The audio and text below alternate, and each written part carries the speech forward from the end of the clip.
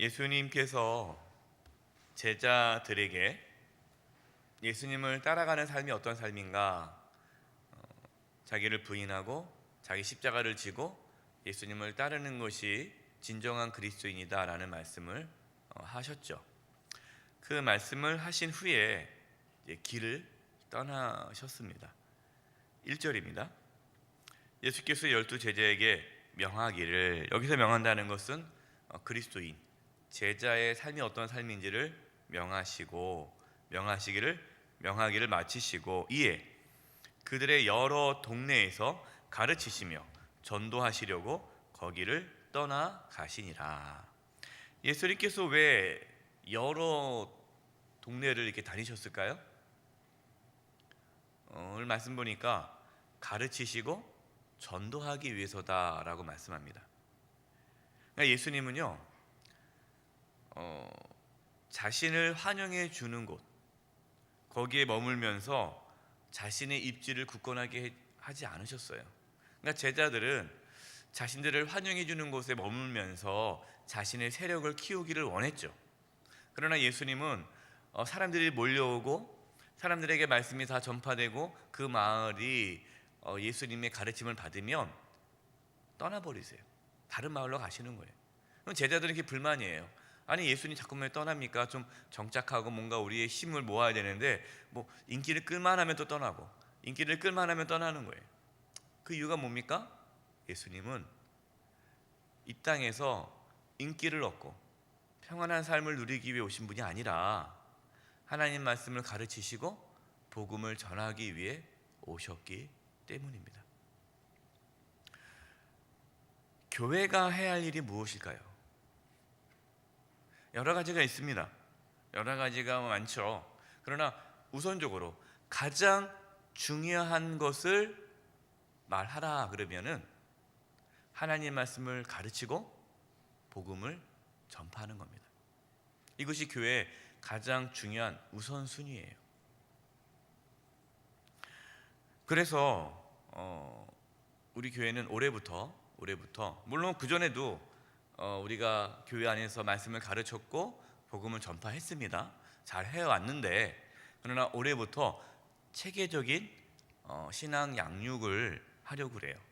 그래서 이제 올해부터 신앙 양육 프로그램을 이제 개설을 하는데, 첫 번째는 신앙 훈련 과정을 개설합니다. 신앙 훈련 과정, 이건 제가 직접 가르치는 훈련 과정이에요. 12주 과정.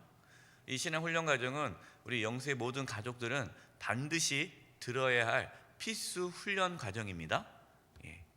이번 주일에 자세하게 이제 주보에 안내가 나가요. 그 다음에 두 번째는 1대1 양육 과정이 시작됩니다. 1대1 양육 과정. 이건 부목사님들이 하시는 건데요. 소수의 성도들에게 이렇게 신앙 훈련을 하는 15주 과정입니다.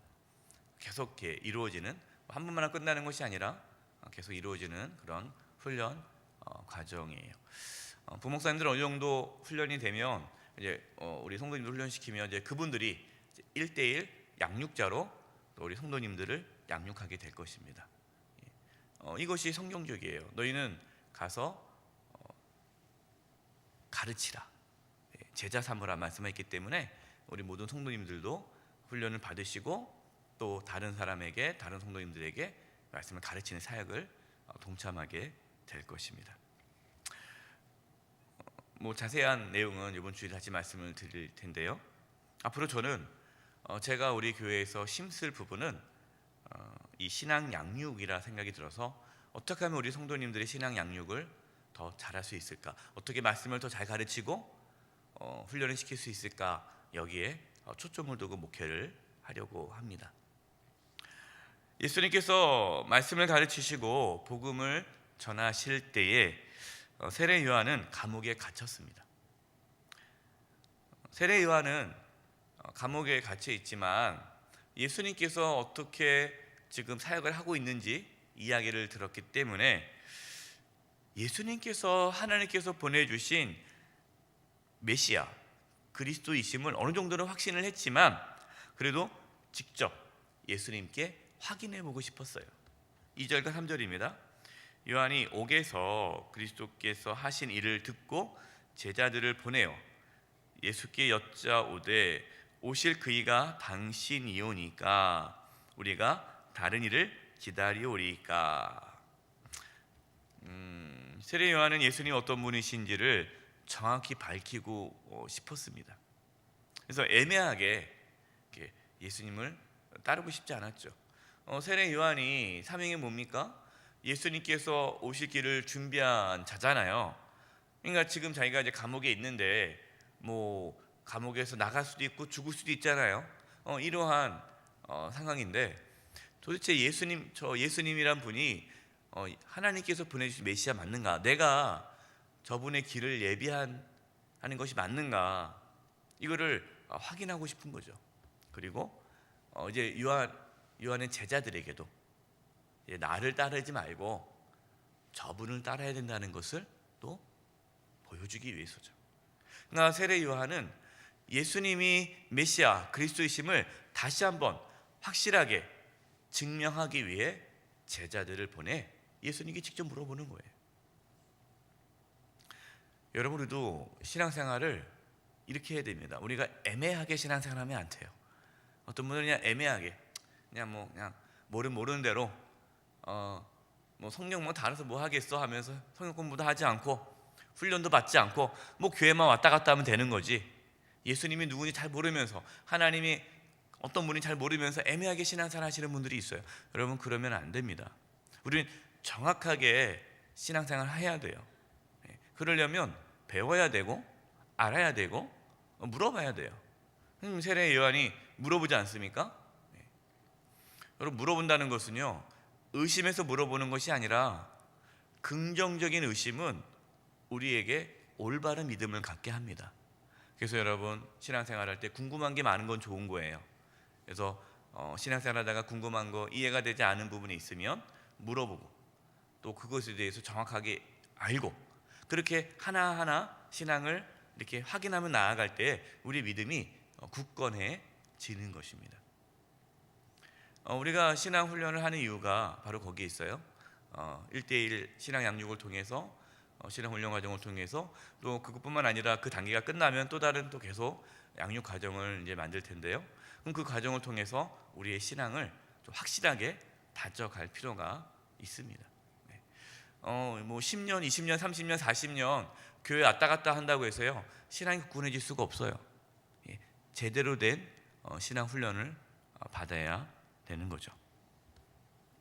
예수님은 세례 요한의 제자들에게 자신이 메시아다, 그리스도다 라고 직접 말씀하지 않으시고 자신이 어떠한 일을 했는지 그 부분을 가서 정확하게 전달하라라고 말씀합니다. 5절입니다. 맹인이 보며 못 걷는 사람이 걸으며 나병 환자가 깨끗함을 받으며 못 듣는 자가 들으며 죽은 자가 살아나며 가난한 자에게 복음이 전파된다 하라. 여러분, 5절 말씀은 예수님께서 하신 이 5절 말씀은 실제로 예수님께서 이 땅에 오셔서 하신 일들이죠.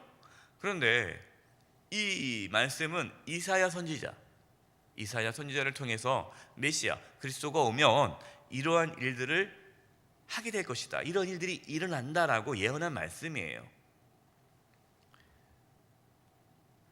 그러니까 예수님께서는 이러한 일들을 내가 했다라고 전해라라는 것은 바로 내가 이사야 선지자를 통해서 말씀하신 하나님께서 보내주신 메시아 그리스도이다라는 것을 증명하고 있는 것입니다. 그러면서 6절 말씀이에요.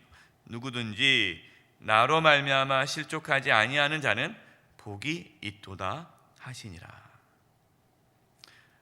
예수님 때문에 실족한 자가 있다라는 거예요. 두 부류입니다. 예수님을 믿는 자가 있고 예수님을 거부하는 자가 있다는 거예요. 예수님으로 인하여 실족한 자가 누굽니까?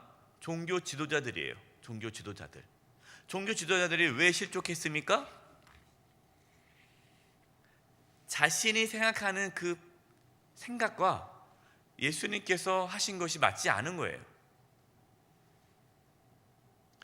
그러니까 우리가 신앙생활을 하다가 믿음의 길에서 실족하지 않으려면, 우리가 믿음이 실족하지 않으려면 우리의 생각과 판단을 주장해서는 안 돼요.